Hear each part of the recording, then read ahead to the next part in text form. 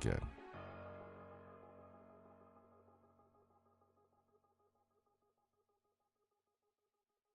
Now, look, it's always bad to hear about injuries, especially to college kids, of course. Yeah.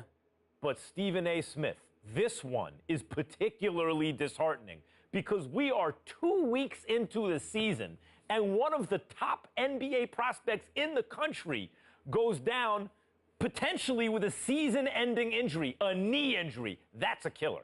I couldn't agree more. When I heard he was carried off the floor today, all you can do is find yourself hoping that he'll make it back. That's the bottom line. But my heart goes out to him because I didn't expect this. This is a devastating injury. It's never good to have something like this happen to you.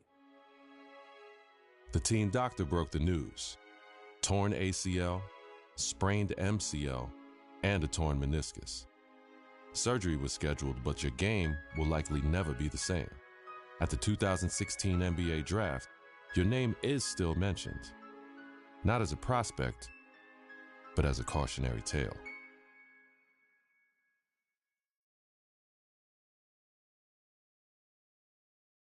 Now, there's another huge story in this year's draft. A record number of underclassmen, 30 of them, undrafted.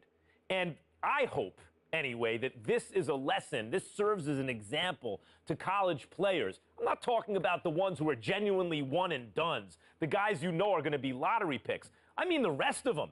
They're not sure shots. You're not sure they're going to be lottery picks. Don't just use the college system for a year thinking you're going to bounce. It doesn't work like that. Please. If you don't have the talent, it doesn't work. You got to be cultivated in the system. Please. There you go again with your blanket generalizations. You know how you are, oh, Max. The woe is me. Oh, my Lord. I can't take it. I just can't take it. It's a case-by-case basis. You can't just blanketly decide this should not be one-and-dones or this should be one-and-dones. You got to go on a case-by-case basis. Some dudes deserve to be one-and-dones. Some people don't. It's on a case-by-case basis. And that is my point. Thank you for making it for me. Every kid thinks they're the exception to the rule. And members of the media like, Stephen A. Smith, are encouraging these kids to come out early. Look, Max, bottom line is this. You got to take this into consideration. You had two dudes. They were called the Height brothers. Then you had Nick Howard. This kid had a lot of promise. What does he do? He goes to college. Very uneventful first year, no doubt. The second year, he was pretty good. Here's the problem. The NBA, it's not about pretty good. You need to be great on the collegiate level, on the prep level, in summer leagues and what have you, in order for you to get the stature that you deserve. That's the bottom line. Pretty good ain't good enough to be that stud NBA. That's exactly my point. Let me finish. There's another example. I did say the Hype brothers. I wasn't talking about one individual. I was talking about two. What happens? One and done in a different way. 1 year, one ACL injury later, and look where he's at now. His future is clearly uncertain. So you got to take advantage of that opportunity because you never know when an injury is going to cost you everything.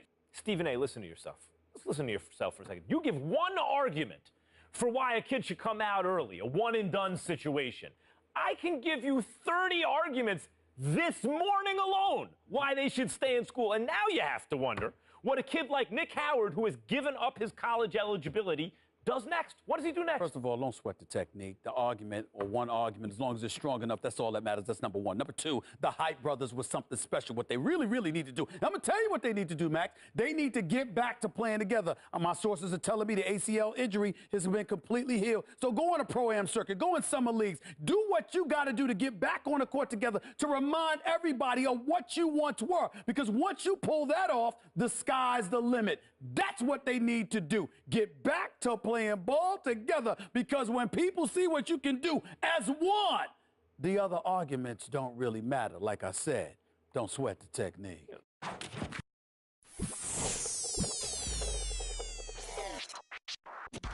Chase. Hey, I like a bad doctor. I ain't got no patience.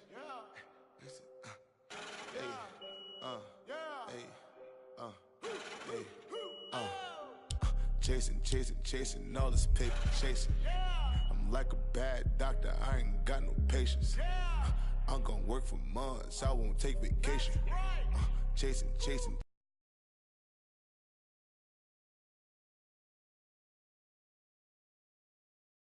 Chasing all this paper, chasing all this paper, chasing. I'm like a bad doctor, I ain't got no